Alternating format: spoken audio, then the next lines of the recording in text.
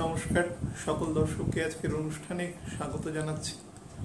আজকে যে টপিকের উপর আলোচনা করব সেটা হচ্ছে রাহু তার নক্ষত্র পরিবর্তন করতে চলেছে আগামী কিছুদিন পরে। এই নক্ষত্রে রাহু পরিবর্তনের পরবর্তী প্রায় 8 মাস অবস্থান করবে। এই অবস্থানকালে আমাদের সার্বিক জনজীবনে কি তার প্রভাব পড়বে বা কতটা পড়বে, কোন কোন সেক্টরে পড়বে তার উপর একটা আলোচনা, এবং তারপরে অ্যাসেন্ডেন্ট ওয়াইজ সেটাকে একটা লিমিটেড স্ফেয়ারের মধ্যে আলোচনাটা করে দেওয়ার ইচ্ছে রয়েছে। এবং তার সাথে ভরণী নক্ষত্র, যে নক্ষত্রে রাহু প্রবেশ করতে চলেছে সেই নক্ষত্রের উপর একটা ব্রিফিং করে দেওয়া, তিনটে একসাথে অ্যামালগামেট করে অনুষ্ঠানটা করব, এটি উদ্দেশ্য আছে আজকে।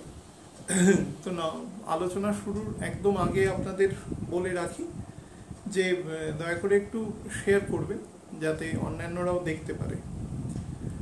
প্রথম আমি একটু ডেট তারিখগুলো বলে দিই, তারপরে আমি প্রথম নক্ষত্র বিষয়ে আলোচনা করব, তারপরে রাহুর সাথে তার এফেক্ট কি হবে সেটা বলবো, দেন আমি অ্যাসেন্ডেন্ট ওয়াইজ বলবো।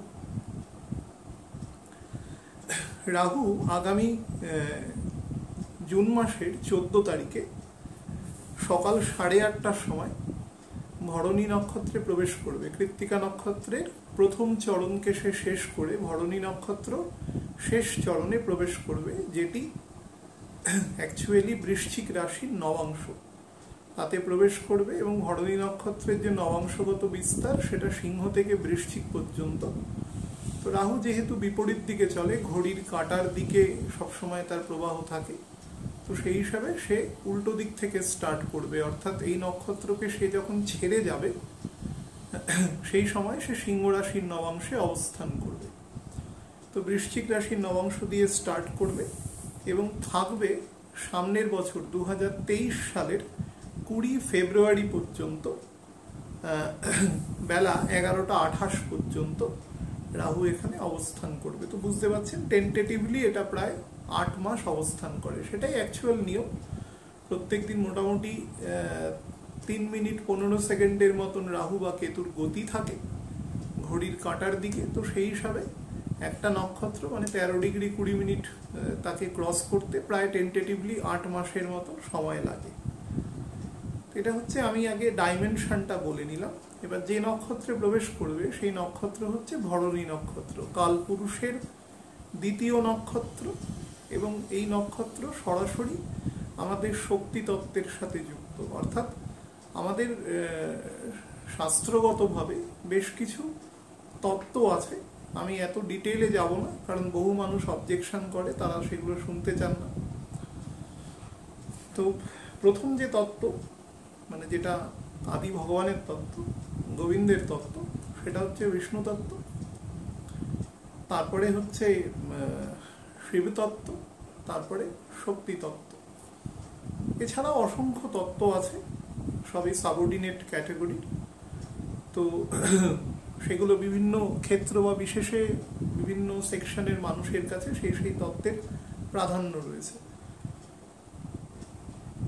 তো অশ্বিনী নক্ষত্র যে তত্ত্বকে অ্যাকচুয়ালি রিপ্রেজেন্ট করে সেই তত্ত্বটি হচ্ছে অ্যাকচুয়ালি শিব তত্ত্বকে রিপ্রেজেন্ট করে।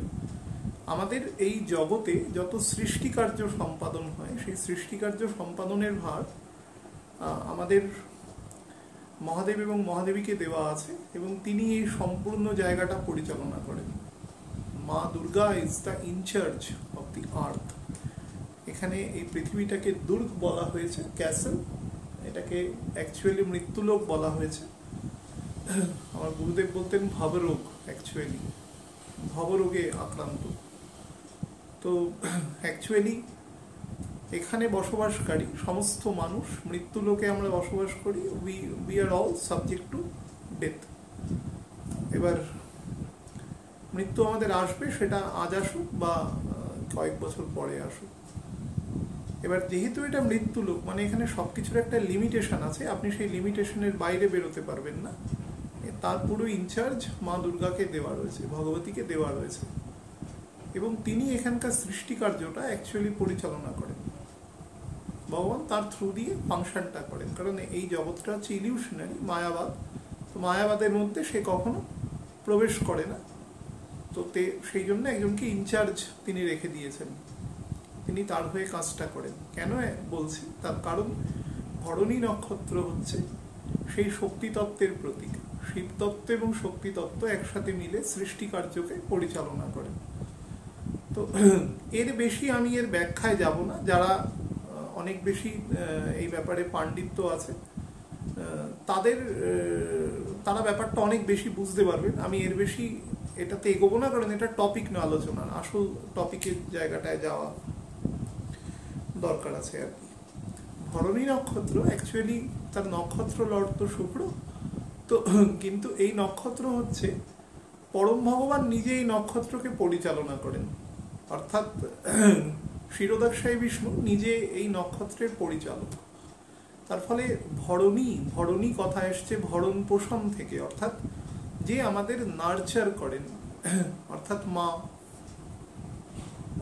বোন, মুখ্যত আমাদের তো মহিলারাই বড় করে। যে কোনো প্রাণীর মধ্যে দেখবেন পিতার থেকে একটা বয়স পর্যন্ত মা তাই খুব গুরুত্বপূর্ণ রোল প্লে করেন। এক্সেপশন আছে, কিন্তু এক্সেপশনটা আমি এখানে আলোচনায় যাচ্ছি না। মোটামুটি সমস্ত জনজাতির মধ্যে কিন্তু এটাই প্রাধান্য। তো মা যেহেতু রোলটা প্লে করে, তো ভরণী নক্ষত্র হচ্ছে ভরণ পোষণের সাথে যুক্ত। শুধুমাত্র এরকম নয় যে আপনি একজন মেয়েকে কোনো জায়গায় বিবাহ করলেন, বিবাহ করে যখন সে কোনো একটি কারোর পুত্রবধূ বা স্ত্রী হিসাবে তিনি যখন একটি নতুন ঘরে প্রবেশ করলেন, সেখানেও তার প্রপার ভরণ পোষণের প্রয়োজন আছে, কারণ সৃষ্টি কার্যটা তো মুখ্যত তার দ্বারাই সম্পন্ন হবে। এবং এই ভরণী নক্ষত্রের সাথে আমরা যে 84 লক্ষ যোনির কথা বলি, যেখান থেকে মানুষের সৃষ্টি কার্য সম্পূর্ণ হয়ে যুক্ত, সেটার সিম্বলাইজ করে এটা, অর্থাৎ সৃষ্টি কার্য। এবং অদ্ভুতভাবে দেখুন এর সাথে যে যুক্ত রয়েছে, যে পুরুষার্থের সাথে যুক্ত রয়েছে, সেটা হচ্ছে অ্যাকচুয়ালি অর্থ। অর্থ মানে একদম শুক্র, মানে একদম মেটেরিয়াল লেভেলে অর্থ। মানে আপনি যে কোনো ভরণ পোষণ বা যে কোনো কিছু অর্থ ছাড়া কখনো সেটা সম্ভব নয়। সেটা যে যুগে যেভাবে অর্থের প্রচলন হয়েছে, কখনো বিনিময় প্রথা, বর্তমান যুগে টাকা, মানে কখনো ক্যাশ বা কখনো কাইন্ডলি, যেভাবেই হোক, বার্টার বা ট্রেড যাই হোক না কেন, সেটার সাথে অর্থ বা কোনো একটা বস্তু যুক্ত। তো এই পুরুষার্থের কিন্তু একদম ডিরেক্টলি অর্থের সাথে যুক্ত। এবং মা লক্ষ্মী এর পুরো, মানে বলতে পারেন এই জায়গাটাকে কন্ট্রোল করেন। তার মানে বুঝতে পারছেন তো, মানে দুজন মহাদেবী এর সাথে যুক্ত রয়েছেন ডাইরেক্টলি। একজন তো সৃষ্টি কার্য করছেন, আবার পরিচালনা করছেন। এবং অদ্ভুতভাবে এই নক্ষত্রের যে একজন করে দেবদেবী থাকেন, মানে একটুখানি লোয়ার লেভেলে, তো যিনি আছেন তিনি হচ্ছেন আমাদের ধর্মরাজ, অর্থাৎ যমরাজ। আমরা নাম শুনলেই ভয় পাই অ্যাকচুয়ালি। যেভাবে আমাদের অ্যাকচুয়াল ব্যাপারটা হয়, আমরা তো পড়ার থেকে দেখি বেশি, তার ফলে আমাদের বিভিন্ন ছোটবেলা থেকে যে সমস্ত ছবি বা এই সমস্ত দেখানো হয়, সেখানে একটা খুব এরকম একটা অবয়ব সৃষ্টি করা হয়, যেটা একটু ভয়ার্থ আর কি। সেরকম কোনো ব্যাপার নেই। শাস্ত্রে যা বর্ণনা করা রয়েছে, ধর্মরাজ সে কোনোদিন এরকম একটা ভয়মূলক দেখতে হবে না। তার কাজটাই, তাকে যে দায়িত্বটা দেওয়া রয়েছে, তাকে যা পাওয়ার তাকে কনসেন্ট্রেট করা রয়েছে, তার মধ্যে সে হচ্ছে আমরা বিভিন্ন যে পাপ পুণ্যের যে বন্ধনের মধ্যে আবদ্ধ থাকি, সেখানে আমাদের বিচার করা, এবং পুনরায় যদি সোলটি লিবারেটেড না হয়ে যেতে পারে, বৈকুণ্ঠে যদি না যেতে পারে, সেটিকে পুনরায় আবার মৃত্যুলোকে ঠেলে দেওয়া। এটাই তার কাজ অ্যাকচুয়ালি। সে কোন যোনি প্রাপ্ত হবে সেটা তার কর্মফলের উপর ডিপেন্ড করবে। কারণ এক্ষেত্রে মানে আমি যেহেতু মানে একদম মনুষ্য নিয়ে ডাইরেক্টলি কথা বলছি, সব থেকে হাইয়েস্ট লেভেল অফ কনসেন্স নিয়ে কথা বলছি, সেহেতু এখানে পরিষ্কারভাবে আমাদের কর্মফল, যেহেতু ভগবান সবসময় বলেছেন যে তোমাকে সবকিছু বলে দিলাম, অর্জুনকে বলেছে, এবার তুমি তোমার বিবেক অনুসারে কাজ করবে, আমি সেখানে ইন্টারফেয়ার করব না, কারণ ওটা আমাদের আছে। সেই জন্যই আমাদের কনসেন্স লেভেলটা সবসময় ইন্ডিপেন্ডেন্ট বলেই আমাদের এক একজনের কর্মফল এক এক রকম হয়। আমাদের সবার কর্মফল, এবং পৃথিবীতে আজ অবধি যত সেট অফ পিপল জন্মগ্রহণ করেছে এবং ভবিষ্যতেও করবে, তাদের কারোর সাথে কারোর কর্মফল মিলবে না। ভগবানের কাছে এত বৈচিত্র্য রয়েছে, সে ওটা তার কাছে কোনো ম্যাটার নয়, সে করে দিতে পারে।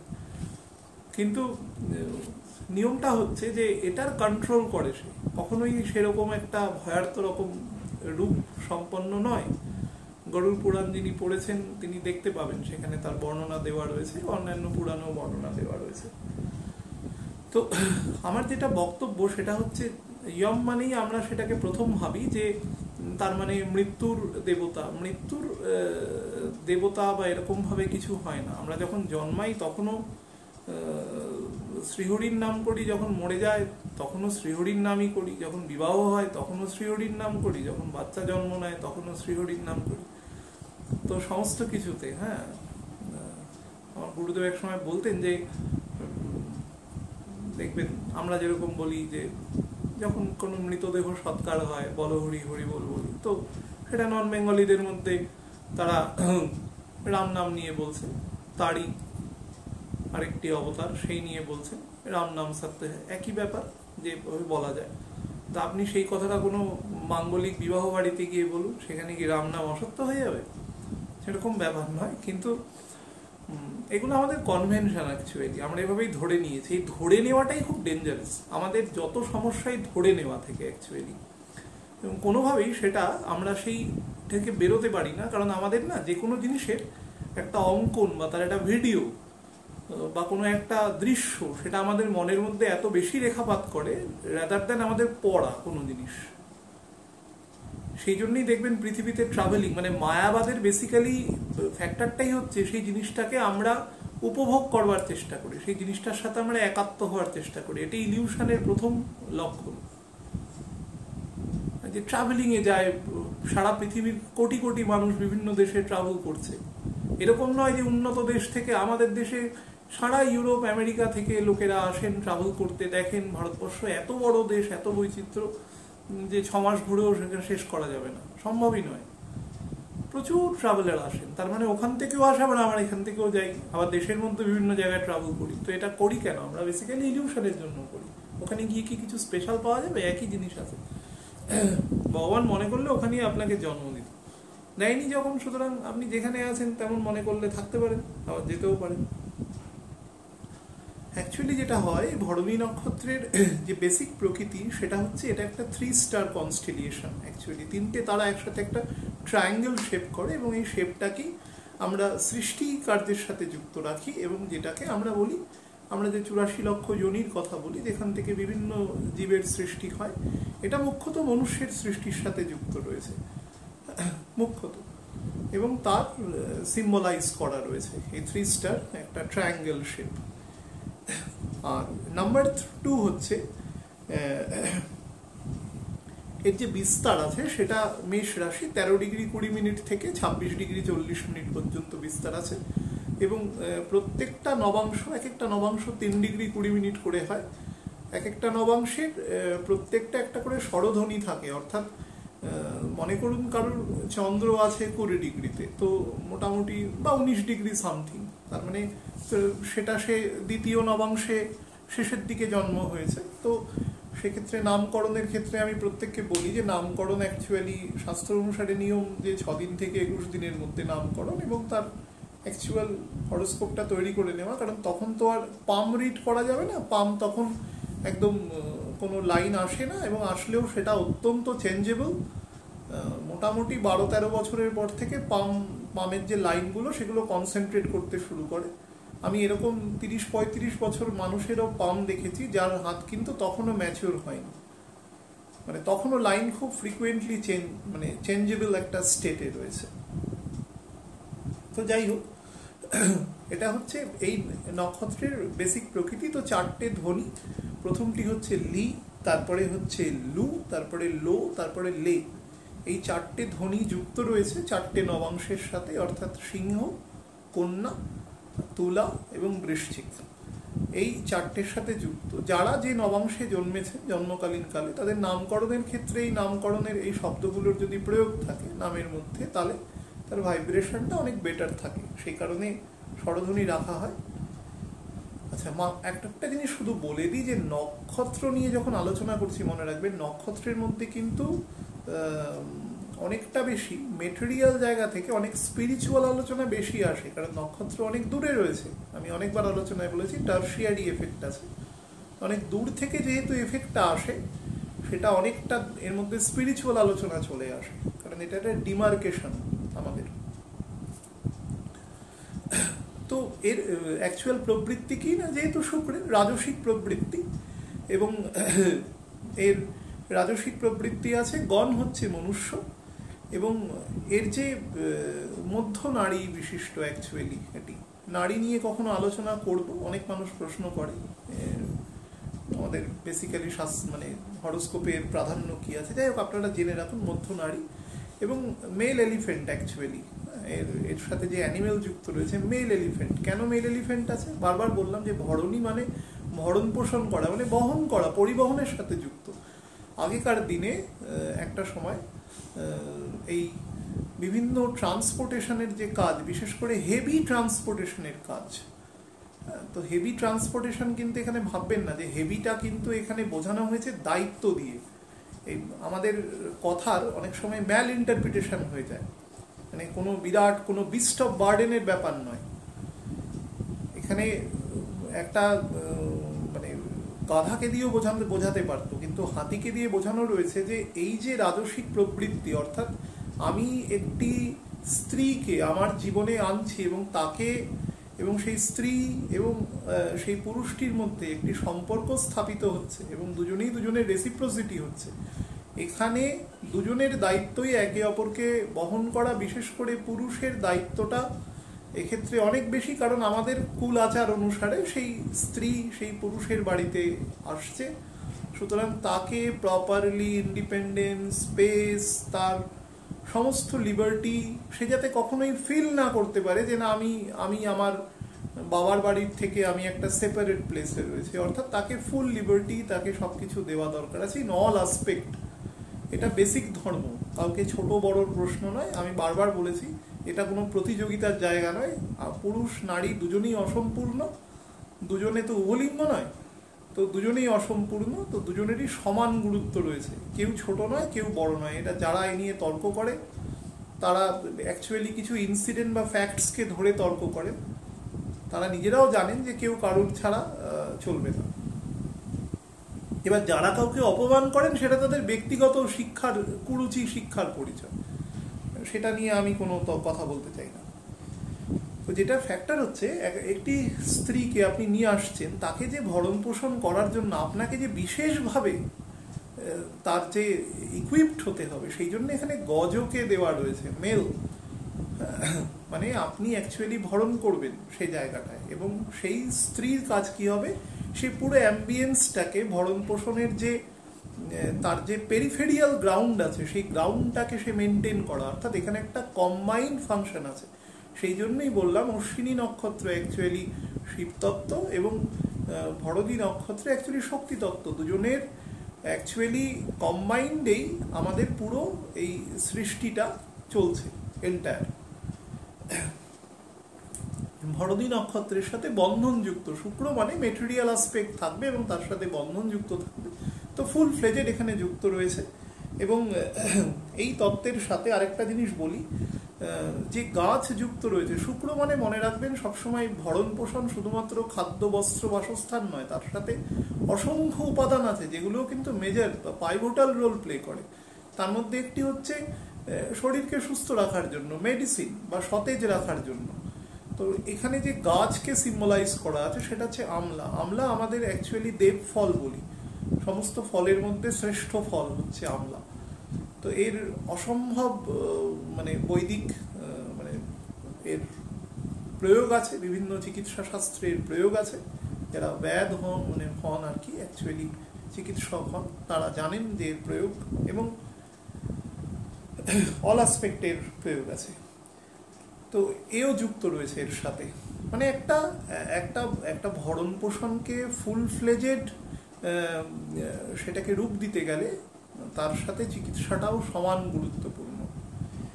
যে বার্ডকে সিম্বলাইজ করা রয়েছে সেই বার্ড আছে হচ্ছে কাক, আমাদের যেটাকে আমরা বলি অ্যাকচুয়ালি জ্যাকডাও, মানে পাতি কাক। কেন? কারণ ভরণ পোষণের সাথে দুটো জিনিস যুক্ত রয়েছে। এক হচ্ছে কাক, দেখবেন এমন একটি প্রাণী যে তো অ্যাকচুয়ালি ঝাড়ুদার, সমাজের একটা বিশাল তার উপকারের জায়গা রয়েছে। তার সাথে কাকের একটা ব্যাপার আছে, কাক দলবদ্ধভাবে বসবাস করে, একা কোথাও থাকবে না, যেখানে থাকবে একসাথে অনেকে মিলে থাকবে এবং ভালো মেসেঞ্জারের ফাংশন করে।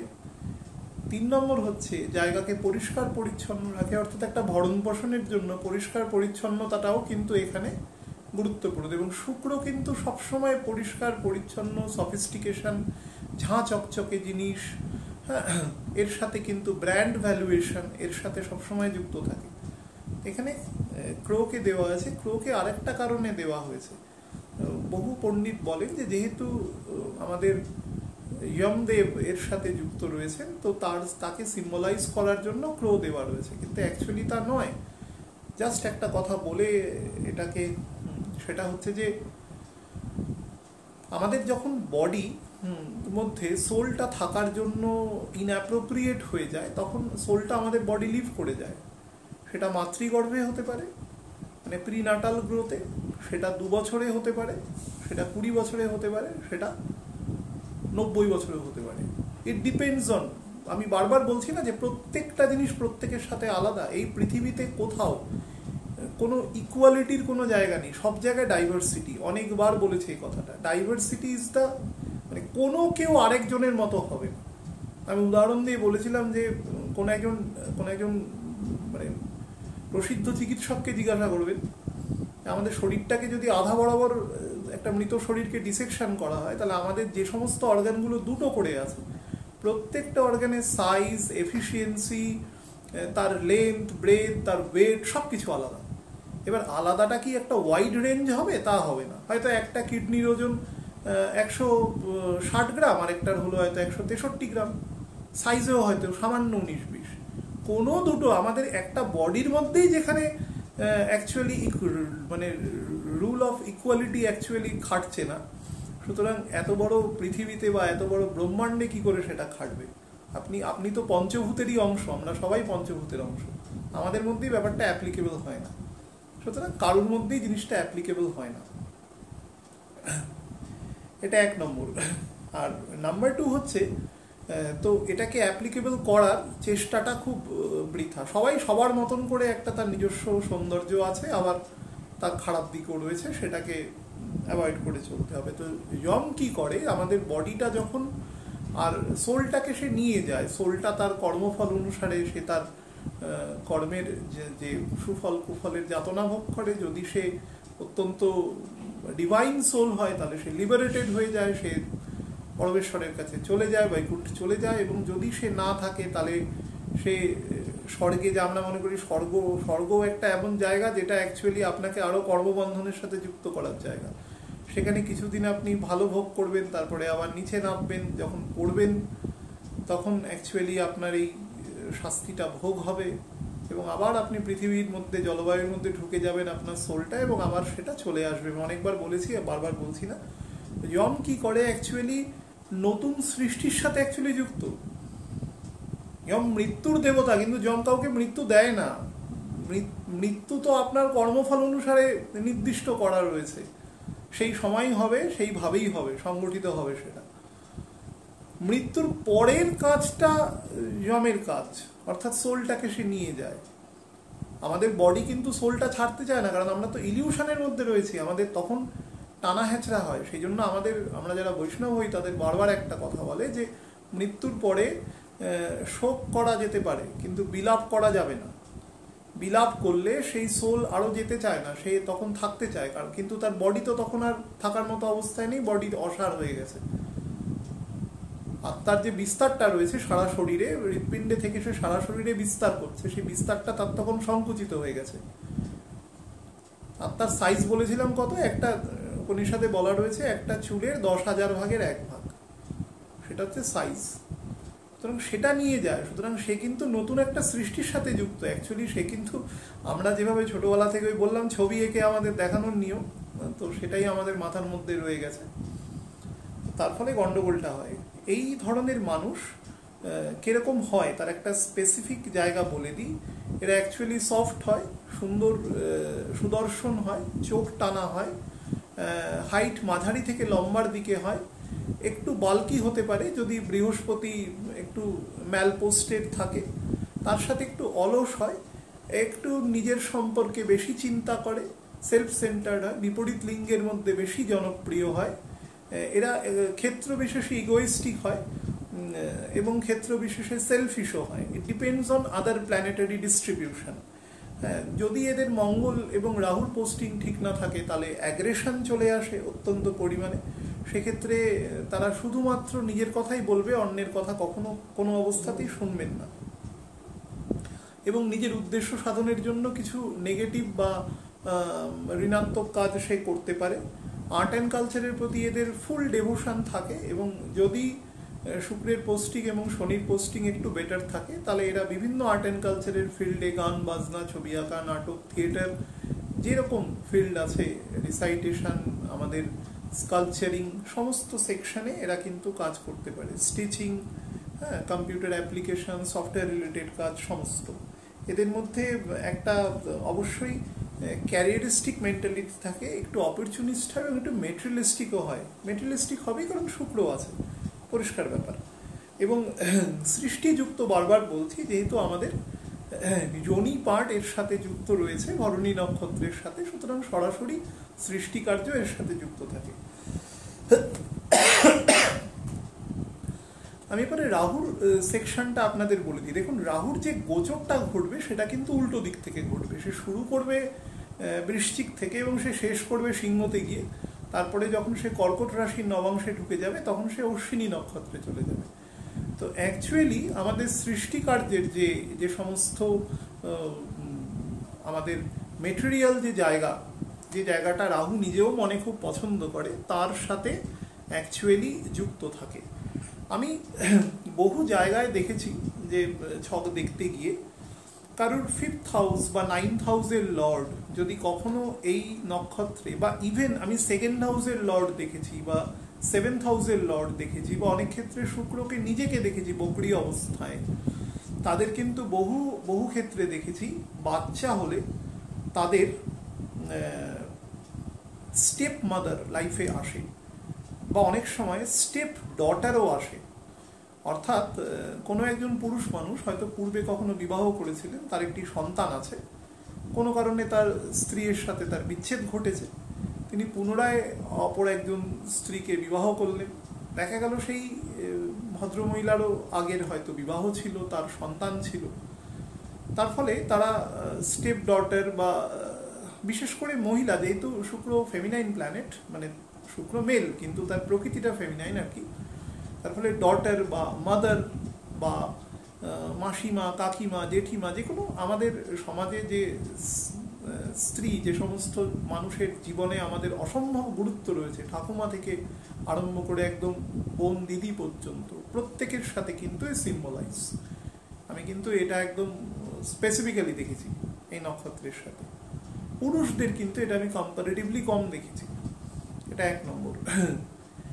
রাহু যখন এই নক্ষত্র টাচ করবে, মানে আগামী 14ই জুন থেকে, তখন কি হবে অ্যাকচুয়ালি? দেখুন, রাহুর অ্যাকচুয়াল প্রকৃতি কি? রাহু হচ্ছে ডেমন।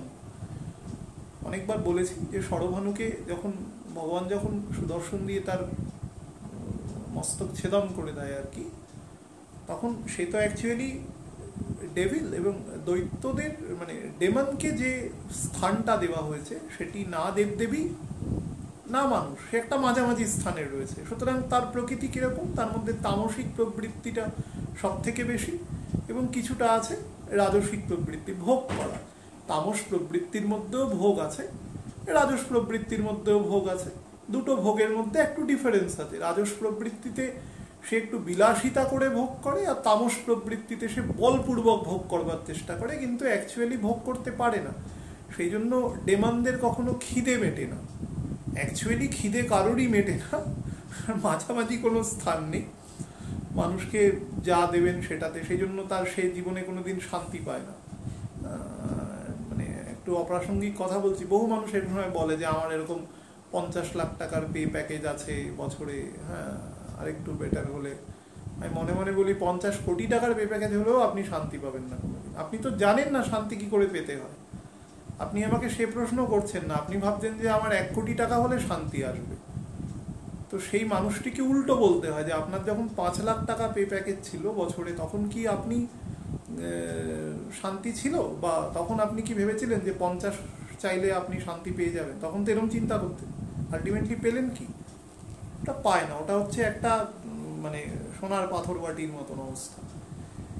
শান্তিটা আমাদের ভিতরে থাকে, কম্পারেটিভ নেচার যার মধ্যে আছে, যে নিজের সাথে অন্য লোকের কম্পেয়ার করে। বারবার বললাম, এই পৃথিবীর একটা তো ক্ষুদ্রাতি ক্ষুদ্র অংশ, এই অনন্ত কোটি ব্রহ্মাণ্ডের মধ্যে কোনো একটা বস্তু আর একটা বস্তুর মতো নয়।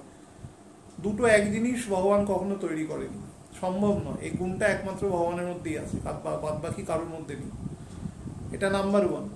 তার ফলে আপনি কখনো আরেকজনের মতো হবেন না। কেউ হয়তো বিরাট যশস্বী একজন চিকিৎসক হলেন, আপনি যদি ভাবেন যে আমার বন্ধু ছিল বলে আমাকেও হতে হবে, ভুল ধারণা। আপনি হয়তো সাইকেলের দোকান দিয়েছেন, আপনি ওটাতেই বড় হওয়ার চেষ্টা করুন না। ঈশ্বর ঠিক মনে করেছে বলে ওই কাজটাই করাচ্ছে আপনাকে দিয়ে। ওটার কি গুরুত্ব নেই কোনো? কিছুদিন বাদে তো তেল ভুড়িয়ে যাবে, তখন ওই সাইকেল আবার, এখন মানে ইউরোপে তো সাইকেল করে আমি দেখেছি দেশের রাষ্ট্রপ্রধানরা যাতায়াত করে, কারণ তারা ফুয়েল বাঁচানোর চেষ্টা করছে যতটা সম্ভব, ইমার্জেন্সিতে যাতে কাজে লাগে। কোনো কিছু নয় এই প্রকৃতিতে। আপনি নিজের মানে আমাদের ছোটবেলা থেকে শিক্ষা ব্যবস্থাটাই এমন, আমাদের শেখানোই হয় এত বিকৃতভাবে যে এই লোকটা একটা এমন কাজ করছে, সুতরাং ওই লোকটা খুব ছোট, মানে স্তরগতভাবে খুব। সামাজিক শিক্ষা যার না থাকে, দেখুন পৃথিবীর প্রথম যে লোকটা এডুকেটেড ছিল না, তাকে কোনো ইউনিভার্সিটি থেকে ডিগ্রি দেয়নি, ইউনিভার্সিটিই ছিল না, তো ডিগ্রি দেওয়ার প্রশ্নই নেই। তো সেই লোকটা কি করে শিক্ষিত হলো? প্রথম যে ডাক্তার হয়েছিল সেই লোকটি কোন মেডিকেল কলেজ থেকে ডিগ্রি দিয়েছিল?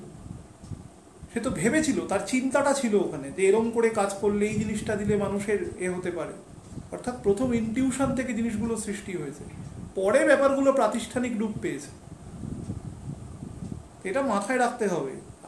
আপনারা যখন চিন্তা করেন, এই চিন্তাগুলোর মধ্যে এটা রাখতে হবে। আমাদের যে শ্রীমা আছেন, পরমহংসদেবের স্ত্রী, তিনি কি বিশাল শিক্ষিতা, মানে প্রাতিষ্ঠানিক শিক্ষা, কিন্তু তার যা শিক্ষা আছে, পৃথিবীর টোটাল শিক্ষা যোগ করেও সেটা এক হবে না। কখনো তার বই পড়ে দেখবেন তো খুব সাধারণ কথা, যদি ভালো থাকতে চাও তো অপরের দোষ দেখো না। আমরা সবাই জানি এই কথাটা, কটা লোক জীবনে অ্যাপ্লাই করতে পারে? আপনি 3 দিন অ্যাপ্লাই করুন তো দেখবেন আপনার দুঃখ 1/3 হয়ে যাবে। এরা হচ্ছে মানে মাতৃগর্ভ বা কর্মফলের দ্বারা এত ডিভাইন সোল। ছোট্ট একটা চটি বই কখনো পড়ে দেখবেন, তার মধ্যে 100টা বাণী লেখা আছে, অসংখ্য বাণী আছে, বেছে বেছে 100টা লেখা আছে, পড়ে দেখবেন তো সেটা কোন প্রতিষ্ঠান থেকে তিনি শিক্ষিত হয়ে এসেছিল। আজকালকার দিনের আমি সাধারণ মানুষের 2টো ডিগ্রি নিয়ে কত বড় বড় কথা বলে আমি দেখি, আমি অমুক জায়গা থেকে ইঞ্জিনিয়ার, অমুক জায়গা থেকে ডাক্তার, অমুক হতেই পারেন, আপনি সুযোগ পেয়েছেন, আপনার মধ্যে বিদ্যে আছে। সামাজিক শিক্ষা সবার মধ্যে থাকে না, সেটা ঈশ্বরের দেওয়া গুণ।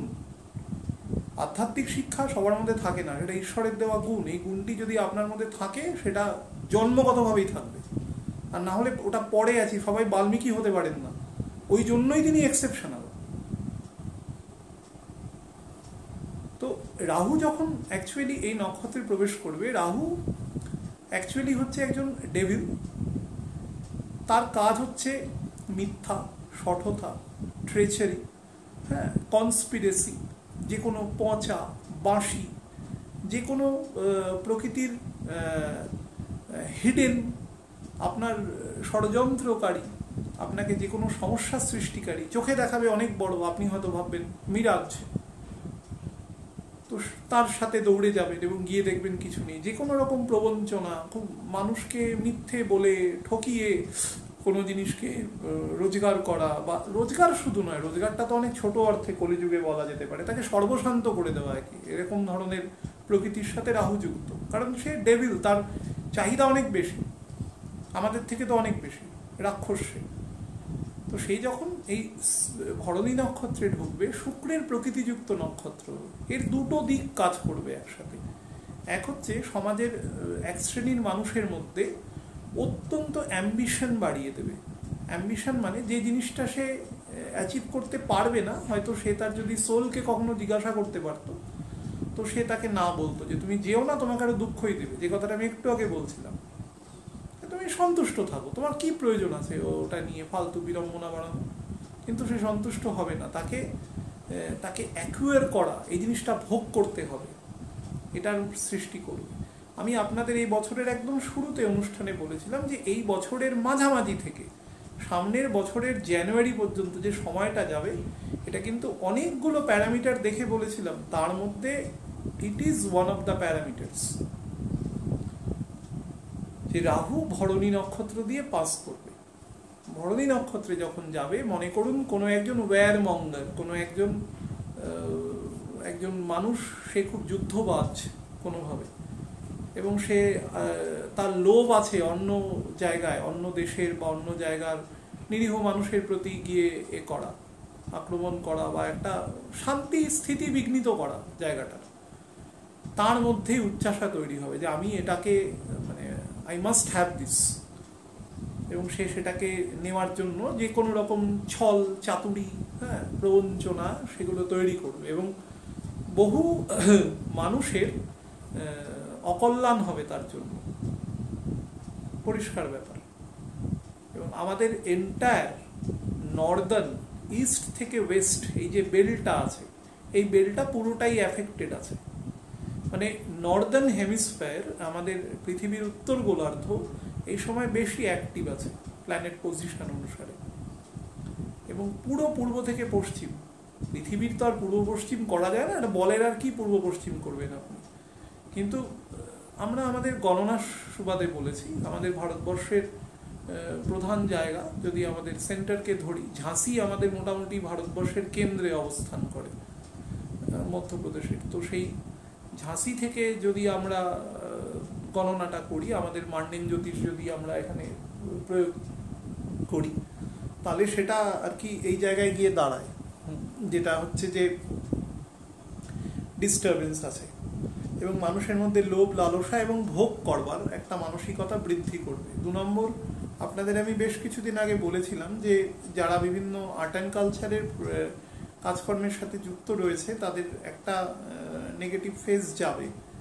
তো তার কিছু খারাপ খবর আপনারা সবাই শুনেছেন, যেটা অত্যন্ত দুঃখজনক এবং বেদনাদায়ক, কারণ আমারও সন্তান আছে।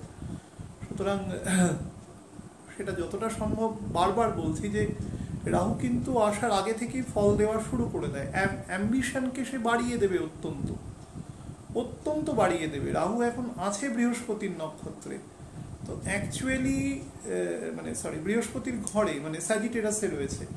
অ্যাকচুয়ালি রাহু যেখানে এখন অবস্থান করছে, তার থেকে রাহুর পোস্টিং অ্যাকচুয়ালি 9th বা উল্টো দিক থেকে 5th-এ আছে।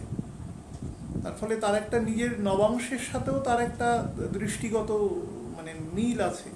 তার ফলে অসম্ভব অ্যাম্বিশাস হবে সহজে। সে মানে মনে করুন সে একটা কাজ চাইছে, কাজটা তার কাছে আসলো না, অন্য কোনো ব্যক্তির কাছে চলে গেল, সেটা যে কারণেই যাক না কেন, আমি বিষয়ে মানে ভিতরে ঢুকছি না, সে এত ডিপ্রেশনে ভুগবে সেটা থেকে। সেটা যদি সে শুক্রের লোক হয়, শুক্রের লোকেরা খুব টেন্ডার হয়, খুব নরম হয়, খুব সফট হয়, তার সাথে যদি তার মঙ্গল অত্যন্ত দুর্বল হয়, তাহলে সেই সেই স্ট্রেসটা সে নিতে পারবে না, এবং সে কিছু গন্ডগোল করে ফেলতে পারে।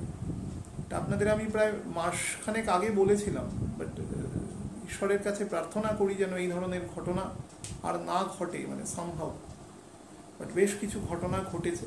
আমার বাড়ির কাছাকাছি অঞ্চলেও একজন অত্যন্ত ভালো সঙ্গীত বিশারদ ছিলেন, বাচ্চাদের গান শেখাতেন, তিনিও গত হয়েছেন গত 4-5 দিন আগে। খুবই দুঃখজনক, ছোটবেলা থেকে চিনি জেঠুকে, কিন্তু গত হয়েছে।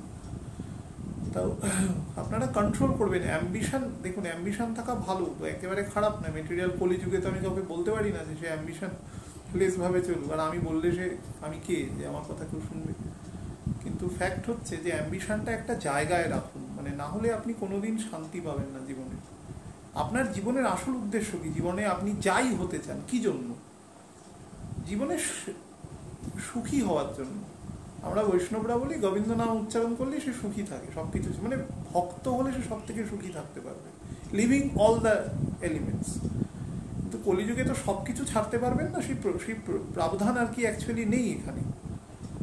সমস্যাটা এখানে হয় যে আমরা সব কিছু লাভ করতে চাই এবং রাহু সেটা আমাদের দিয়ে করানোর চেষ্টা করবে এবং আমরা অনেক বেশি দুঃখী হব। তার সাথে 2 নম্বর হচ্ছে যারা এই পিরিয়ডে প্রেগনেন্সিতে আছেন তারা কিন্তু, আমি বারবার বলছি যে তারা সর্বদা ভগবানের নাম জপ করবেন যাতে অত্যন্ত সুসন্তান আসে, তিনি যাতে পৃথিবীতে যখন ভূমিষ্ঠ হয় সমাজের হোক পরিবারের হোক অন্তত কিছু মানুষের সে কার্যকরী মানুষ হিসাবে পৃথিবীতে আসতে পারে, এটা সবসময় প্রেয়ার করবেন। নাম্বার 3 হচ্ছে যারা বিভিন্ন ওষুধপত্র এই সমস্ত ম্যানুফ্যাকচারিংয়ের সাথে যুক্ত রয়েছে বা বিভিন্ন ল্যাব বা বিভিন্ন হসপিটালের যে সমস্ত যেখানে ল্যাবরেটরি রয়েছে, যেখানে টেস্ট হয়, সেখানে যারা এই সমস্ত কাজকর্মের সাথে আছেন তারা কিন্তু খুব সন্তর্পণে কাজ করবেন।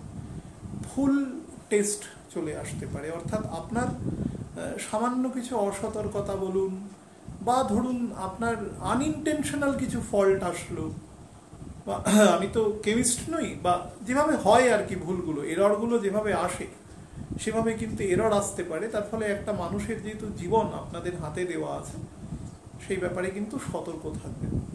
4 নম্বর হচ্ছে যারা বিভিন্ন ধরুন বিভিন্ন এই যে ড্যাম জলের জায়গায় যারা কাজ করেন, বড় বড় লক গেট আছে, বিভিন্ন ক্যানেল ইরিগেশন যে সমস্ত জায়গা আছে এখানে কাজ করেন, তারা খুব সাবধানে কাজ করবেন।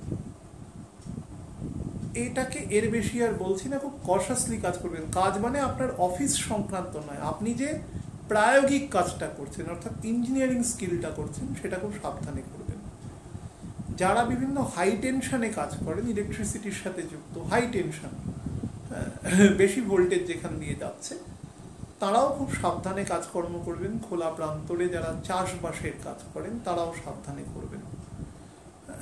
অতিরিক্ত জলের জন্য এবছর বৃষ্টি যেহেতু খুব হবে, অতিরিক্ত জলের জন্য এবছর কিন্তু কোনোভাবে ইলেকট্রিফিকেশন বা এই জাতীয় কোনো কোথাও ধস নামা এই জাতীয় সমস্যা কিন্তু রাহু তৈরি করতে পারে, হলো এরিয়া তৈরি করবে। যারা বিভিন্ন এই সময় কাজকর্মের মধ্যে আছেন তারা খুব বুঝে করবেন। যারা জমি বাড়ি এ সমস্ত কনস্ট্রাকশন করবেন বলে ভাবছেন তারা চেষ্টা করবেন শনি মকর রাশিতে চলে আসার আগে যাতে স্টার্ট করে দিতে পারেন, আর না হলে স্টার্ট করবেন গিয়ে জানুয়ারি মাসের পরে। বাট অবশ্যই নিজের হরোস্কোপ কোনো বিজ্ঞ পণ্ডিতকে দেখিয়ে তারপরে করবেন। আমি তো অ্যাবস্ট্রাক্ট বলছি সার্বিকভাবে, এবার আপনার ছক অনুসারে সেটা হয়তো একটু ডিফারেন্ট আসতে পারে, বাট অ্যাজ এ হোল হওয়ার প্রবাবিলিটি আছে। যারা ধরুন বিভিন্ন ইলেকট্রনিক গুডস যে সমস্ত আধুনিক মোবাইল ল্যাপটপ কম্পিউটার এ সমস্ত বিভিন্ন software related even hardware related কাজকর্ম করেন, বা বিশেষ করে ম্যানুফ্যাকচারিং বা বিভিন্ন মেনটেনেন্সের কাজ যারা করেন তারাও কিন্তু খুব সাবধানে করবেন। কাজ করার সময় কিন্তু কোনো কারণে কোনো সফটওয়্যার উড়ে যাওয়া বা এর জন্য কিন্তু আপনি কোনোভাবে দোষী সাব্যস্ত হতে পারেন, আপনার চাকরি নিয়ে সমস্যা হতে পারে, আপনি কোনো গুরুত্বপূর্ণ ফাইল বা এরকম কিছু সেটা ডিলিটেড হয়ে যেতে পারে, এই ধরনের সমস্যা কিন্তু তৈরি হবে। যারা চোখের সমস্যায় ভুগছেন তারা কিন্তু খুব সাবধান, নিয়মিত ডক্টরের চেক আপ করাবেন এবং হাই রেজলিউশন জিনিসপত্র থেকে সাবধান থাকবেন। যারা ত্বকের সমস্যায় ভুগছেন এবং যারা এ সমস্ত মা বোনেরা মহিলারা আর কি জাতিকারা রিপ্রোডাক্টিভ কোনো প্রবলেমে ভুগছেন, সন্তান আসছে না বা পোস্ট এফেক্ট হচ্ছে যাদের লোয়ার অ্যাবডোমিনাল পোর্শনে, তারা কোনো রকম দেরি না করে ডক্টর দেখাবেন, কোনো রকম। আচ্ছা, যাদের ধরুন টনসিলের সমস্যা রয়েছে, যারা ধরুন আপার চেস্ট পোর্শনে কোনোভাবে কনজেশন হয়ে যায়, আমি দেখবেন কথা বলতে বলতে খুব কাশি, তার কারণ আমার গলায় একটা সমস্যা রয়েছে, তো সেই সমস্যাটা অন্য ধরনের সমস্যা। কিন্তু আপনাদের মনে করুন যাদের ফ্যারেঞ্জাইটিস আছে, যাদের মনে করুন মোটমাট এই পোর্শন আপার চেস্ট থেকে আপনাদের থ্রোট পর্যন্ত মাঝামাঝি পোর্শনে যাদের হয় মানে খুব কফের কনজেশন হয়, তারা কিন্তু ডক্টর দেখাবেন অবশ্যই। পিঠের মাঝ বরাবর থেকে একদম কক্সিজিয়াল পর্যন্ত অংশে যাদের হাড়ের সমস্যা আছে, একদম লেজের হাড় যাকে আমরা বলি সেই পর্যন্ত যাদের সমস্যা রয়েছে খুব সাবধানে তারা ডক্টর দেখিয়ে নেবেন কোনো রকম প্রবলেম হলে। যারা রিউমেটয়েড আর্থারাইটিসে ভুগছেন তারা কোনো রকম ডিলে না করে যে যে স্টেজে রয়েছে যেভাবে রয়েছে তারা ডক্টর দেখাবেন। যারা ভেহিকেলের ইন্ডাস্ট্রির সাথে যুক্ত রয়েছেন বিভিন্ন রকম, মানে গাড়ি, বিভিন্ন গ্যারাজ, বিভিন্ন মেনটেনেন্স হাব এরকম, বা মনে করুন কেউ গাড়ি ব্যবসা ক্ষেত্রে পরিচালনা করেন, ভাড়া দিচ্ছেন বা এরকম কিছু, তারা কিন্তু অবশ্যই তাদের হরোস্কোপের সময় দেখিয়ে নেবেন। আপনার গাড়িতে কিন্তু আপনার খরচ বাড়িয়ে দেবে কোনো না কোনোভাবে। বা খুব দুঃখজনক ঘটনা, যেটা বলতে চাইছি না বাট অ্যালার্ট করার জন্য বলছি, কোনো ছোটোখাটো দুর্ঘটনা বা এরকম কিছু হতে পারে আপনার দ্বারা, মানে আপনার ওই ভেহিকেলটির দ্বারা কোনোভাবে আপনি কোনো দুর্ঘটনার মধ্যে নিজে ইনভলভড হয়ে যেতে পারেন। বা যারা ছোট গাড়ি চালান, মনে করুন ট্যাক্সি বা বিভিন্ন রকম এখন যেরকম বিভিন্ন ক্যাব আছে যেগুলোতে আমরা ব্যবহার করি, এই সমস্তভাবে কোনো নিষিদ্ধ বস্তু কেউ, কোনো দুষ্কৃতী কোনোভাবে সেটাতে করতে পারে এবং আপনি কিন্তু কোনোভাবে প্রসিকিউশন হয়ে যেতে পারে আপনার এগেনস্টে। খুব সাবধানে কোনো যাত্রীকে নেওয়ার সময় খুব পরখ করে সাবধানে সেটা করবেন, সমস্যা হতে পারে আপনার গাড়ির দ্বারা। সেই আইনত দণ্ডনীয় কোনো বস্তু ট্রান্সপোর্টেশন হতে পারে এবং তার দ্বারা আপনি সমস্যায় পড়তে পারেন। আচ্ছা, যারা বিভিন্ন হেভি ভেহিকেল, ধরুন এই ট্রেলার ফেলার জাতীয় আছেন বা অনেক বড় চাকার যারা ট্রাক, মাল্টিগুডস যারা পরিবহন করেন এক স্টেট থেকে আরেক স্টেটে বা অনেক সময় অন্যান্য দেশে যায়, খুব সাবধান কিন্তু কোন সমস্ত গাড়ির কাগজপত্র এভরিথিং যেগুলো লেজিটিমেট এবং লফুল ডকুমেন্টস সেগুলো কিন্তু সবসময় রাখবেন এবং কোনোভাবে সেগুলো ল্যাক না করে, তাহলে কিন্তু কোনো কারণে সেই গাড়ি সিজ হয়ে যেতে পারে বা অন্য কিছু হতে পারে। আইনত যে কোনো ব্যবস্থা অথরিটি কিন্তু নিতে পারে আপনার ভেহিকেলের এগেনস্টে। আপনি যদি এমন কোনো যানবাহন ব্যবহার করেন যেটা জলে চলে, মানে ধরুন নৌকো হতে পারে, লঞ্চ হতে পারে, এরকম ছোটোখাটো, বা আপনার জলের কাছাকাছি জায়গায় কোনো রেস্তোরাঁ আছে যেখানে আপনি ব্যবসা করেন, এরকম কিছু আছে, তারাও কিন্তু খুব সাবধানে ব্যবসা করবেন। কোনোভাবে ফুডের মধ্যে কিন্তু আসতে পারে, মানে আমরা যে খাদ্য খাই তার মধ্যে কোনো নিষিদ্ধ, মানে যেটা আমাদের পয়জনাস কোনো জিনিস আসতে পারে এবং তার দ্বারা কিন্তু আপনার মোটমাট, আমি যে কথাটা বলছি দেখবেন প্রত্যেক কটার সাথেই আপনার সুনাম যুক্ত। অ্যাকচুয়ালি মনে করেন আপনি একটা ভালো রেস্তোরাঁ, বেশ কিছু এলাকার মানুষ আপনার রেস্তোরাঁ থেকে এসে জিনিসপত্র খায়, আপনার গুণমানের দিক থেকে রেস্তোরাঁর একটা আলাদা নাম আছে, কিন্তু food industry is very sensitive industry. একবার যদি কোনো রকম দুর্নাম ঘটে মানুষ কিন্তু ভয় খাবে না। তো আপনি কিন্তু অবশ্যই আপনার ছক অনুসারে দেখিয়ে সেটা থেকে সেন্সিটিভ থাকবেন, যেরকম কোনো ইনসিডেন্ট যাতে না হয়, হোক বা না হোক অলওয়েজ সেন্সিটিভ থাকবেন, কারণ অন্য একটা মানুষের ক্ষতি হয়ে যেতে পারে, যে ক্ষতির ভরপাই আপনি করতে পারবেন না। অর্থ দিয়ে সেই ক্ষতির ভরপাই করা যায় না, কোনো ক্ষতিরই ভরপাই করা যায় না।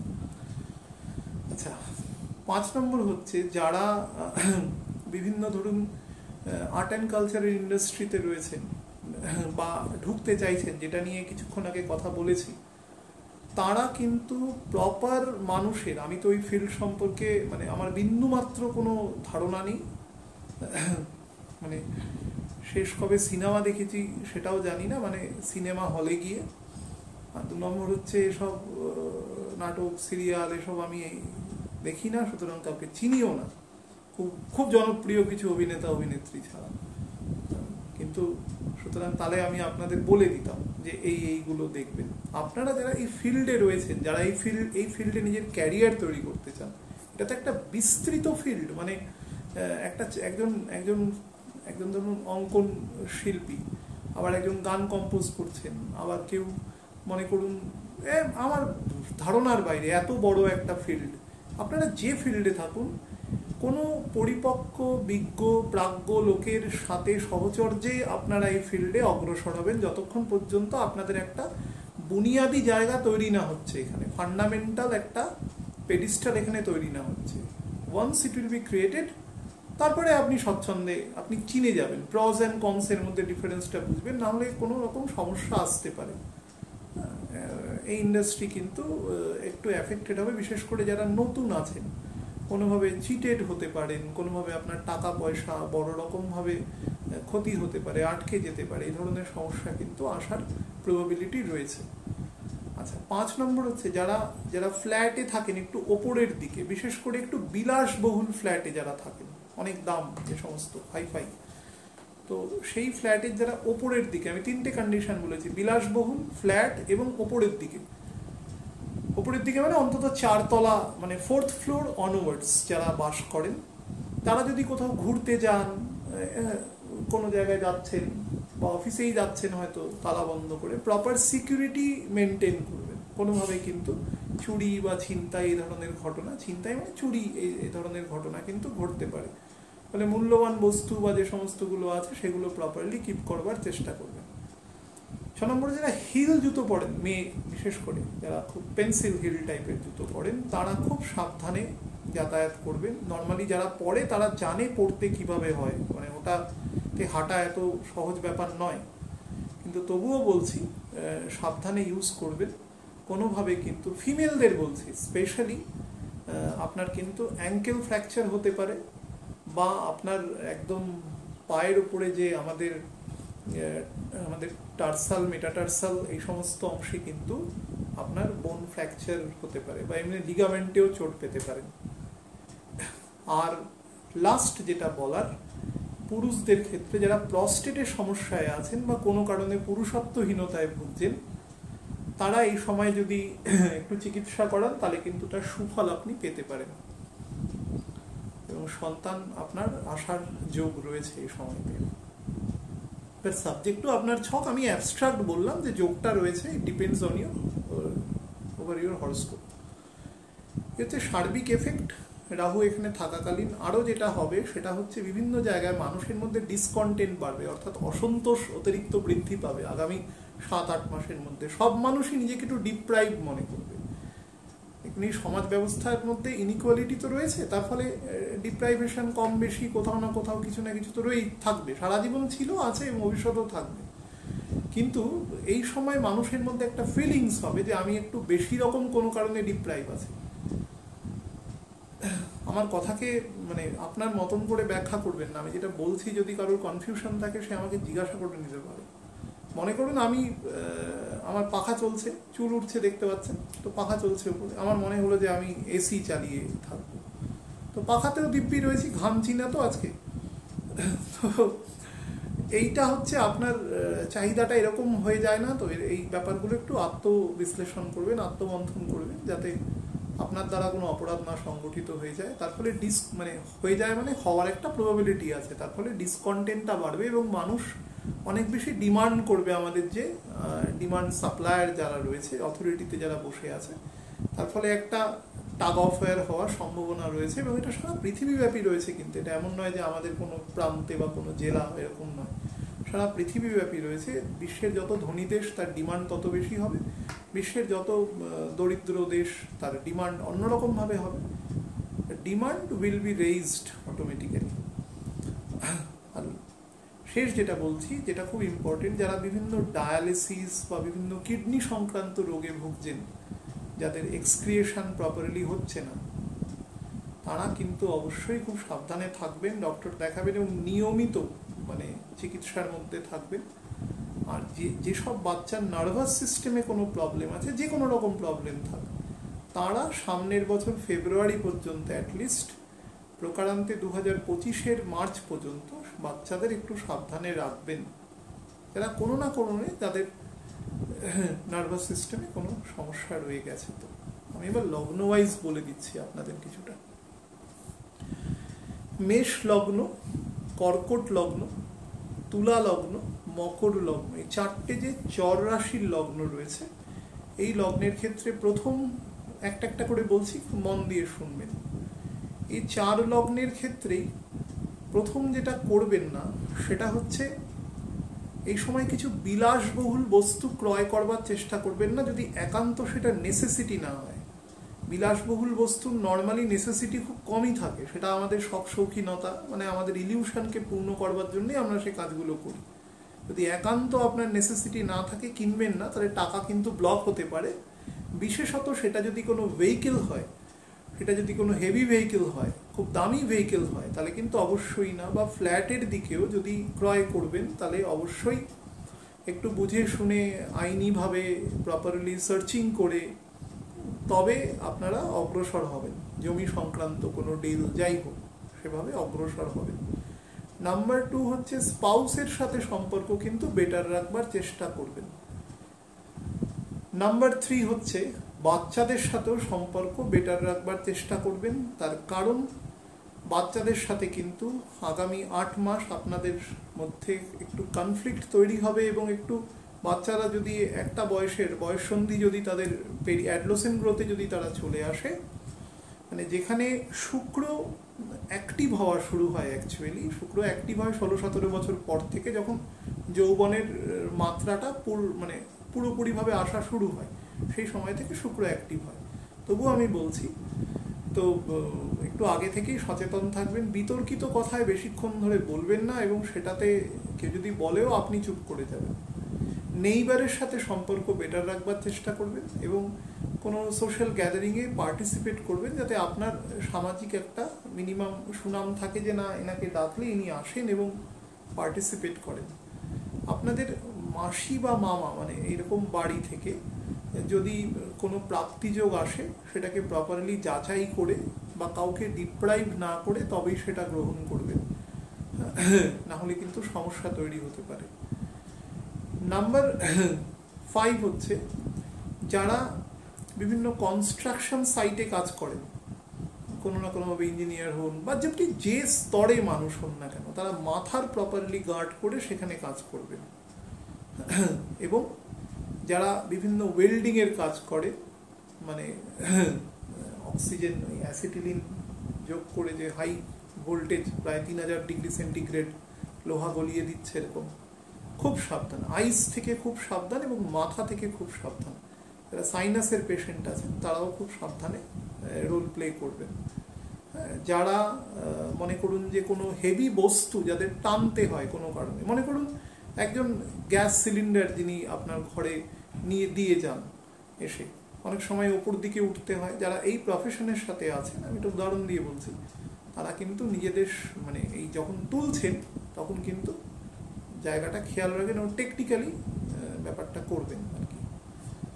আচ্ছা, নাম্বার 4 যারা বিভিন্ন স্ট্রিট হোটেল এ সমস্ত চালান, আজকালকার তো প্রচুর হয়েছে এবং খাদ্যেরও কিন্তু গুণমান একটা জায়গা পর্যন্ত রয়েছে, সব ক্ষেত্রে না হলেও অধিকাংশ ক্ষেত্রেই রয়েছে।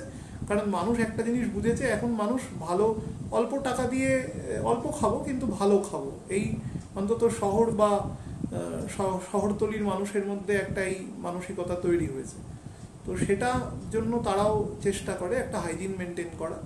তবুও বলছে একটু বেশি রকম চেষ্টা করবেন, কোনোভাবে যেন জিনিসটা আপনার চোখের আড়ালে এমন কিছু না ঘটে যায় যার দ্বারা আপনার বা অন্য ব্যক্তির কোনো ক্ষতি হতে পারে। আর লাস্ট যেটা বলছি, যারা বিবাহের জন্য ইমিডিয়েট চিন্তা করছেন, একমাত্র মকর ব্যতি রেখে, একমাত্র স্পেসিফিক্যালি বলছি মকর ব্যতি রেখে প্রত্যেকেই কিন্তু বিবাহ আপনারা পাত্রপাত্রী খুঁজতে পারেন, কিন্তু বিবাহটা কিন্তু অ্যাকচুয়ালি ডেফার করে দিতে পারেন অন্তত নভেম্বর পর্যন্ত, তারপরে বিবাহ করতে পারেন। December, January, February will be the best time বিবাহ করার জন্য, সব দিক থেকে বেটার ফল দেবে। সাবধানে থাকবেন, বাড়ির পরিবেশকে শান্ত রাখবার চেষ্টা সবসময় করবেন। আচ্ছা, বৃষ, সিংহ, বৃশ্চিক এবং কুম্ভ, এই 4টে যে পৃথ্বীকারক রাশি আছে, মানে স্থির রাশি অ্যাকচুয়ালি পরিষ্কারভাবে, এই স্থির রাশির ক্ষেত্রে আপনাদের বলে দিই, প্রথম বলি যে যারা চাকরি করেন বিভিন্ন, সেটা যে প্রকৃতির চাকরি হোক না কেন, আপনার বসের সাথে কিন্তু রিলেশনশিপ চেষ্টা করবেন সব সময় কোর্ডিয়াল রাখার। অলওয়েজ বস যেটা বলবে সেটাকে কখনো কাটবার চেষ্টা করবেন না, অর্থাৎ নিজের বেশি বুদ্ধি ওখানে প্রয়োগ করবার দরকার নেই। আপনাকে যেটা বলছেন accordance with his or her order or instructions আপনি কাজ করবেন, ইনসাবঅর্ডিনেশনে যাবেন না। বিশেষত যারা ডিসিপ্লিন ফোর্সে আছেন তারা কিন্তু ভুলেও যাবেন না, সমস্যা তৈরি করতে পারে। ওয়াইফের সাথে কোনোভাবে, স্পেশালি এটা মেলদের বলছি, ওয়াইফের সাথে কখনো কোনো রকম বিতর্কিত বিষয়ে আলোচনা করবেন না, আরও স্পেশালি সূর্য ডোবার পরে তো কখনোই নয়, তাহলে কিন্তু সমস্যা অনেক বেশি বৃদ্ধি পেতে পারে, এবং সেটা যদি আপনার ছকে সেরকম কোনো ইন্ডিকেশন থাকে সেটা কিন্তু অনেক খারাপ দিকেও টার্ন নিয়ে নিতে পারে। শান্তি বজায় রাখুন। আমরা সবাই যে কোনো কাজ, শান্তি যদি বজায় না থাকে, সুস্থতা যদি বজায় না থাকে, সেই জিনিসের ডেভেলপমেন্ট হয় না। শান্তি বজায় রাখার জন্য যে কোনো মূল্য দেওয়া যেতে পারে। আমার মানে একজন গুরু ভাই আর কি একটা কথা বলেন যে ত্যাগ না করলে কখনো ভোগ করা যায় না। খুব দামি কথা। তো সেটা করতে শিখুন। যদি সেটা অর্থদণ্ডও হয় তো আপনার বেশ ক্ষতি হচ্ছে, তবুও আপনি সেই দিনটা তো আপনার চলে গেল, মেটেরিয়ালি বলছি একেবারে কথা, সেই দিনটা আপনার চলে গেল, আপনি গন্ডগোল করে পেলেনটা কি? জীবনে তো সেই দিনটা ফেরত পাবেন না।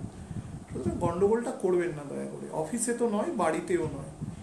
নাম্বার 3 হচ্ছে, কোনো জায়গায় যদি ইনভেস্ট করতে যান, স্পেশালি শেয়ার বা ডিবেঞ্চার এরকম জায়গাতে, আমি প্রত্যেককে বলবো, এবং এটা ইরেসপেক্টিভ অফ রাশি লগ্ন বলবো, যেভাবে মানে মাসিকভাবে লগ্ন ওয়াইজ আপনাদের বলি, সেটা তো একটা মানে একটা দিক, কিন্তু যেটা আপনাকে বর্তমানে বলছি সেটা হচ্ছে সার্বিকভাবে বলছি, এই সময়টা কিন্তু আপনাকে অনেক রকম হোক্সিং সিচুয়েশনে নিয়ে যেতে পারে। মানে বোঝার চেষ্টা করুন, সিংহ রাশির ক্ষেত্রে 3rd হাউস এবং 10th হাউসের লর্ড হচ্ছে শুক্র। আমাদের বৃশ্চিকের ক্ষেত্রে আমাদের 7th হাউস এবং 12th হাউস হচ্ছে শুক্র। কুম্ভের ক্ষেত্রে কিন্তু 4th হাউস এবং 9th হাউস হচ্ছে শুক্র, খুব ইম্পর্টেন্ট। এবং শুক্রের নিজের ঘর বৃষর ক্ষেত্রে তো নিজে এবং 6th হাউস শুক্র।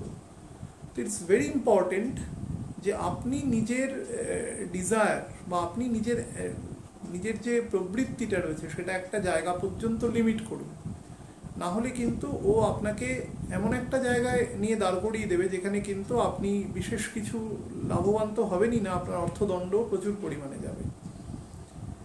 মানে এই ফটকা, মানে যে কোনো স্পেকুলেটিভ মানিতে কাজ করার জন্য কিন্তু রাহু ভরণী নক্ষত্র থাকাকালীন কখনোই খুব একটা বেটার নয়। বিশেষ করে বর্তমান প্ল্যানেট সিচুয়েশন কিন্তু একেবারেই তার জন্য বেটার নয়। এখন বুধও বকরি রয়েছে, বুধ ডাইরেক্ট হবে 3 তারিখ জুন মাসের, তারপরে ও 4 দিন 13-14 ঘন্টা পরে এক্সশনে চলে যাবে, তারপরে 4 দিন এক্সস্টেড থাকবে। এই এক্সশনটা কেটে যাওয়ার পরে মোটামুটি 9 তারিখ থেকেও ফলটা দেওয়া শুরু করবে, তখন একটু বেটার হবে। কিন্তু বুধ ইজ এ টাইনি প্ল্যানেট, সে তো আর রেভলিউশনারি চেঞ্জ করতে পারবে না, কারণ শনিও বকরি হয়ে যাবে। তার ফলে প্রত্যেকেই নিজের কাজের মধ্যে একটা লিমিটেশন আনুন যে এর বেশি আমি যাব না, কোনো মাঙ্গলিক বা প্রাতিষ্ঠানিক কোনো বেটার কাজ ছাড়া, উল্টো পাল্টা কোনো ভোগ্যপণ্যের জন্য আমি এর বেশি যাব না, সেটা কিন্তু আপনার ক্ষতি করবে। এবং এই সময় ইকোনমিটা এমনি স্লো থাকবে, আমি গতদিন আলোচনায় বলেছি। আপনারা সার্বিকভাবে চেষ্টা করে দেখবেন, যার কাছে অনেক পয়সাও আছে সেও পয়সা খরচা করার আগে 3 বার চিন্তা করবে যে আমি কি করব, আবার কোনো আনসার্টেনটি তৈরি হবে না তো, এরকম কোনো সিচুয়েশন আসতে পারে। এবং জুলাই মাস থেকে কিন্তু, জুন থেকেই বুঝতে পারবেন, জুলাই থেকে কিন্তু আপ টু জানুয়ারি সময়টা কিন্তু ভালো নয়। আপনাদের নিজেদের জীবনের অভিজ্ঞতা দিয়ে বুঝতে পারবেন ভালো নয়। মানে আমি কাউকে, অনেকে প্রশ্ন করেন যে ফোন করেন যে এরকম ভয় দেখাচ্ছেন, এরকম আমি ভয় দেখানোর কি, আমি কি কোনো ভূত যে ভয় দেখাবো আপনাকে? আমি যেটা অ্যাজ অ্যান অ্যাস্ট্রোলজার যেটা দেখতে পাচ্ছি সেটুকু বলছি আপনাকে, আপনারা আপনাদের জীবন দিয়ে উপলব্ধি করবেন ব্যাপারটা, এবং প্রত্যেকটা হরোস্কোপের উপর সেটা আলাদা আলাদাভাবে অ্যাপ্লিকেবল হবে। সেটা আপনারা উপলব্ধি করবেন যখন, তখনই বুঝবেন ভয় পাওয়ার কি আছে। জীবনে কি খারাপ সময় মানুষের এই প্রথম যাবে বা প্রথম গেছে? এখনো কি সময় খুব হেলদি চলছে? এবছর তো অ্যাজ অল মানে অ্যাট অল হেলদি নয় এটা। এবং এই আনহেলদি সিচুয়েশনটা 2025-এর মোটামুটি এন্ড অবধি থাকবে। আমি একদম 2019 সালের আলোচনাতেই বলেছিলাম এই 5 বছর আনহেলদি সিচুয়েশন, বিরাট কিছু রেভলিউশনারি ডেভেলপমেন্ট কোথাওই হবে না, একমাত্র যেগুলো সমরাস্ত্র বা যুদ্ধাস্ত্র এই সমস্ত আয়ুধ নির্মাণ সেকশন ছাড়া এবং কিছুটা খনিজ দ্রব্যের ক্ষেত্র ছাড়া, বাকি জায়গায় মানে হেভি কনস্ট্রাকশন, কোনো দুর্গম জায়গায় রাস্তা তৈরি করা, কোনো টানেল কেটে রাস্তা তৈরি করা, এই সমস্ত সেকশন ছাড়া বাকি জায়গায় কিন্তু বিরাট কিছু ডেভেলপমেন্ট আপনি দেখতে পাবেন না। যে এটা অন্য সময় হয়তো বছরে আপনি দেখবেন 5টা কোম্পানি সারা পৃথিবীব্যাপী বড় কোম্পানি আপনি খোলার সময় পাচ্ছেন, সেখানে 5 বছরে আপনি 2-4টে কোম্পানির নাম আমাকে 25 সালের পরে কমেন্ট করে দেবেন। যদি আমি জীবিত থাকি তো আমি দেখবো যে পৃথিবীর কোথায় কোন কোম্পানি খুলেছে যেখানে 4-5 হাজার লোকের চাকরি হয়েছে। সম্ভব নয়। প্ল্যানেট নেই কোথায়, মানুষ যুদ্ধ করে কি করবে? বিশ্বাস করুক বা না করুক, কালের ভোগ তো তাকে ভোগ করতেই হবে, যেটা এই মুহূর্তে লেখা আছে। কথা অনেক বলা যায়, ওকে বসিয়ে দিলে সে বুঝতে পারবে। আমি যে 2-3টে সেকশন বললাম, আপনি নিজেই বলুন না, আমি যদি এখন একটা আমার সামর্থ্য অনুসারী একটা কাজ করি, আমি কি 30টা লোককে দিতে পারবো চাকরি? এই মুহূর্তে সম্ভব নয়। 2-3টে হয়তো হলেও হতে পারে, খুবই নিম্নমানের মাইনে, তো সেই রকমই হবে। আচ্ছা, শারীরিকভাবে বলে দিই আপনাদের, যাদের ডায়াবেটিসের প্রবলেম আছে, ফ্যাটি লিভারের প্রবলেম আছে, যাদের প্রেশার এবং সুগার আগে বললাম যেটা ফ্লাকচুয়েশন করে, তারা সাবধান থাকবেন। যাদের অর্থোপেডিক প্রবলেম, বিশেষত পায়ে সাইটিকা জাতীয় সমস্যা রয়েছে, নার্ভের সমস্যা রয়েছে, যাদের প্রপারলি কোঅর্ডিনেশন হয় না, পায়ের দিকে রক্ত ফ্লো খারাপভাবে হয় বা কম হয়, তারা কিন্তু যে কোনো রকম সমস্যা দেখলে ডক্টর দেখিয়ে নেবেন, কোনো রকম সমস্যা দেখলে। এবং আমি বারবার বলছি যে এই সময়টা শান্ত থাকবেন, কিন্তু প্রত্যেকে সবসময় শান্ত থাকা উচিত, এই সময়টা বেশি শান্ত থাকবেন। হ্যাবিট করুন, এই হ্যাবিটটা সারা জীবন কাজে লাগবে। অন্তত যদি 200 লোকও শোনেন, এই 200 লোক আরও 200 লোককে আপনি এটা দিতে পারবেন। একবার যদি আপনি এই ক্ষমতাটা অ্যাচিভ করে নিতে পারেন যে আপনাকে উল্টো দিকের লোক যেভাবেই আপনাকে টর্চার করুক না কেন, আপনি কিছু বলবেন না। এটা একটা স্টেট। ইনিশিয়ালি মনে হবে আমাকে এত কিছু ডিপ্রাইভ করছে, আমি কিছু করতে পারছি না, আপনার মধ্যে অনেক বেশি কিছু করবে। ওই লোক থেমে যাবে, কিছুদিন বাদে হাঁপিয়ে যাবে, থেমে যাবে। মাঝে মাঝে কিছু করলো, আপনার তো সহ্য হয়ে গেছে, আপনি তখন করতে পারবেন। এটা একটা বেসিক প্রকৃতি কলিযুগে বাঁচার জন্য, কারণ সবাই তো আর নাম সংকীর্তন করতে পারে না। এটা বেসিক জায়গা, শান্ত থাকা। আর আরেকটা জিনিস বলে দিই, যারা এই সময় সন্তান নিতে চাইছেন তাদের আমি বলবো, একমাত্র মকর লগ্ন ব্যতি রেখে বাকিরা কিন্তু সন্তান নেওয়ার ক্ষেত্রে তাদের ন্যাটাল হরোস্কোপ রেসপেক্টিভ লোকজনকে দেখিয়ে নেবেন, যারা বিজ্ঞ আছেন তাদের দেখিয়ে নেবেন, তবেই সন্তান নেওয়ার জন্য অগ্রসর হবেন। অনেকেই আমাকে বলতে পারেন যে বৃষ লগ্নের তো 5th হাউসে বৃহস্পতি দৃষ্টি আছে সন্তান নেওয়ার ক্ষেত্রে, আপনি কেন বলছেন? কারণ আছে বলেই বলেছি, সব কারণ একাধারে বলা যায় না। দয়া করে দেখিয়ে তারপরে নেবেন। সন্তান হওয়াটা একটা জামা কাপড় কেনা নয়, এটা মাথায় রাখবেন। প্রচুর মানে বাচ্চার, আমার নিজের যেহেতু বাচ্চা রয়েছে বলে বলছি, বাচ্চার ব্যাপারে সেন্সিটিভ।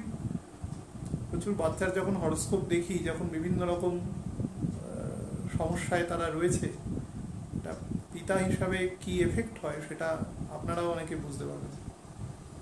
সুতরাং যেটা বলছি এটা কিছু কাজ নয়, দয়া করে একটু দেখিয়ে তারপরে সন্তান নেবেন। অকস্মাৎ যদি সন্তান এসে না যায় তো প্লিজ দেখিয়ে নেবেন। আর লাস্ট যাদের ক্ষেত্রে বলা সেটা হচ্ছে মিথুন, তারপরে হচ্ছে কন্যা, তারপরে ধনু, তারপরে মীন। এই দ্বিস্বভাবভুক্ত রাশিদের ক্ষেত্রে যাদের রেসপেক্টিভ লগ্ন আছে তাদের ক্ষেত্রে বলে দিই, প্রথম তো সন্তানের বিষয়ে অত্যন্ত অ্যালার্ট থাকবেন। একদম স্পেসিফিক বলছি, প্রথম যারা মা বা বাবা আছেন, বিশেষ করে যাদের খুব দশাগত স্ট্রেংথ কম আছে, তারা কিন্তু অবশ্যই সন্তানের বিষয়ে নজর থাকবেন। আরও একটা জিনিস বলে দিই, হরোস্কোপে যদি কোনো চর রাশিতে, খুব মন দিয়ে শুনবেন, আপনাদের রেসপেক্টিভ, মনে করুন কারুর ধনু লগ্ন আছে, কোনো চর রাশিতে, মনে করুন যে মেষ রাশিতে বা কর্কট রাশিতে কোনো কারণে শুক্র বকরি বা মঙ্গল বকরি বা মঙ্গল বুধ একসাথে বকরি, এরকম কোনো সিচুয়েশন যদি হয়, তারা যদি কোনো কারণে পিতামাতা থাকেন, তারা কিন্তু একটু বেশি সাবধানতা অবলম্বন করবেন সন্তানদের ক্ষেত্রে। এটা প্রথম। 2 নম্বর হচ্ছে চাকরি ক্ষেত্রে, কাজের ক্ষেত্রে কিন্তু আপনাকে 7 থেকে 8 তারিখের পর থেকে আস্তে আস্তে বেটার ফল দেওয়া শুরু করবে এবং মোটামুটি এটা সেপ্টেম্বরের ফার্স্ট 2-3 ডেজ পর্যন্ত কিন্তু আপনাকে দেবে, বেটার ফল দেবে কম্পারেটিভলি। আচ্ছা, কিন্তু বারবার বলছি, বসের সাথে কিন্তু কোনো সময় কোনো রকম তর্কে বিতর্কে যাবেন না। আপনার ক্ষেত্রে ইমিডিয়েট জুপিটারের পোস্টিং 10th হাউসে রয়েছে, তো 4th হাউসে দৃষ্টি দিচ্ছে। চেষ্টা করবেন যতটা সম্ভব নিজের পিস অ্যান্ড ট্র্যাঙ্কুইলিটিকে বজায় রাখা এবং যদি সন্তান থাকে তার প্রতি পূর্ণাঙ্গ দৃষ্টি আরোপ করা। আচ্ছা, পিতার স্বাস্থ্য কিন্তু কোনো কারণে খারাপ হতে পারে, বা পিতার যদি দশা বা তার ছকের পোস্টিং যদি বেটার না থাকে ইমিডিয়েট, তাহলে কিন্তু একটু বেশি রকম খারাপ হওয়ার সম্ভাবনা এ সময় রয়েছে। তার স্বাস্থ্যের দিকে নজর দেবেন। ইভেন মায়ের স্বাস্থ্যের দিকেও কিন্তু একটু ট্রাবল দিতে পারে। খুব খারাপ যদি হরোস্কোপের স্টেটাস মানে আপনাদের মাদের যদি সেরকম না হন তাহলে অসুবিধে নেই, কিন্তু যদি খারাপ অবস্থায় থাকে তাহলে একটু খেয়াল রাখবেন, ডক্টরের নির্দেশ অক্ষরে অক্ষরে মেনে চলবেন। আচ্ছা, নাম্বার 4 হচ্ছে যারা বিভিন্ন রকম লিজ দিয়ে ব্যবসা করেন, মনে করেন হোটেল বা বিভিন্ন রেস্তোরাঁ বা যে কোনো লিজে গাড়ি ঘোড়া, কোনো অফিস করতে দিয়েছেন আপনার কোনো ইমুভেবল প্রপার্টি, সেখানে তারা এই সময় কোনো রকম বাকবিতণ্ডায় যাবেন না। অর্থাৎ কোনো কারণে যদি ভাড়া নিয়ে বা কোনো রকম টোকেন মানি নিয়ে আপনার সাথে গন্ডগোল চলছে, যাবেন না। যদি কোনো কারণে কেস বা এরকম কিছু করবার চেষ্টা করে, তাহলে চেষ্টা করবেন আগামী 8 মাস এটা থেকে বিরত থাকা। ভুলেও যাবেন না, কিন্তু প্রবলেমে পড়ে যাবেন এবং সেখান থেকে বেরোতে কিন্তু বেশ সময় নিয়ে নেবে। আচ্ছা, নিজের বাক কন্ট্রোল রাখবেন সব সময়। আমি সবাইকেই বলি, আপনাদের ক্ষেত্রে স্পেসিফিক্যালি বলছি, মানে কিছু এমন কিছু বক্তব্য বা এমন কিছু বিতর্কিত বক্তব্য বেরিয়ে যেতে পারে যেটা কিন্তু লং টার্মে ক্ষতি করতে পারে, প্রোগ্রেসটা একটুখানি স্লো করে দিতে পারে আপনার কথাবার্তার জন্য বা আপনার অ্যাটিটিউডের জন্য। ইগোকে একদম পরিত্যাগ করুন কোনোভাবে। কোনো একজনের কথা শুনুন, ডিফ্লেক্টেড হবেন না। এরা কিন্তু অ্যাকচুয়ালি দ্বিস্বভাব বিশিষ্ট, তো এরা খুব ডিফ্লেক্টেড থাকে, কারুর মতকেই প্রপারলি নিতে পারে না। একাধারে বিশ্বাস এবং একাধারে সন্দেহ দুটো একসাথে করে। বহু ছক দেখে তারপরে এই কথাটা বলছি, কাউকে দোষও দিচ্ছি না, প্রশংসাও করছি না। এটা প্রাকৃতিক বিধান অনুসারে তারা এই গুণটা পেয়েছে। তো যে কোনো একটা দিকে যান, হয় পুরোপুরি সন্দেহ করুন অথবা পুরোপুরি তাকে ট্রাস্ট করুন। মাঝামাঝি থাকলে কষ্ট পাবেন। রাহু কিন্তু এই জাতীয় লোকেদের বেশি টার্গেট করে যাদের মধ্যে স্থিরতার অভাব আছে যে কোনো বিষয়ে। আচ্ছা, যারা 2 হুইলার নিয়ে অফিস করেন তারা কিন্তু খুব সাবধানে অফিস করবেন, গন্ডগোল করে দিতে পারে। কাগজপত্র তো রাখবেনই, তার সাথে চালাবেনও খুব সাবধানে। বিশেষ করে মাথার প্রোটেকশন দেবেন এবং ফিট একদম আমাদের টার্সাল, মেটাটার্সাল, ফ্যালাঞ্জেস এই সমস্ত অংশগুলোকে একটু নজর দেবেন। যাদের রাইট আই কোনো কারণে প্রবলেম করছে, সেটা দৃষ্টিশক্তিজনিত সমস্যা হতে পারে, সেটা ধরুন কোনো কারণে ছোটবেলা থেকে সমস্যা আছে, তারা কিন্তু খুব সাবধানে ডিল করবেন।